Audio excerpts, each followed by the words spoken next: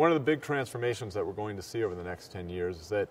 while today we're connected with each other through our phones, in the future we're going to be connected to the world around us, that there will be sensors embedded in the environment around us, ones that we wear on our bodies. We'll be able to interact with those things, and they'll have really big benefits for things like smart grids, green energy, helping the environment. It will change retail. It will give us the ability to interact with content in different ways. I really think this will have a very large impact on the way that people interact with the world around us, because it's really going to merge that cyberspace that we now mostly sit down to use with the real world that we all live in. The new models that are going to have an impact on the wireless industry are obviously the fact that wireless is really reaching out into a lot of other industries, whether it's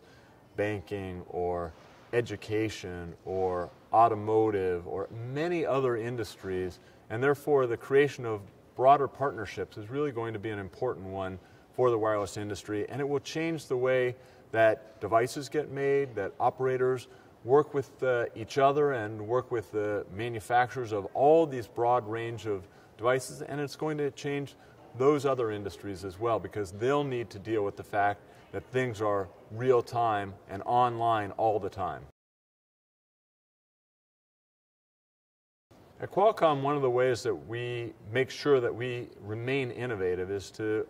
make sure that we also embrace diversity. So we get information and we get insights and inspiration from a broad range of partners and from people both inside the organization and outside. And I think that notion of accepting input from all around you, because you're not going to come up with every idea. You might be inspired by something that comes from completely outside of your domain, and that'll create the next new product or service or innovation.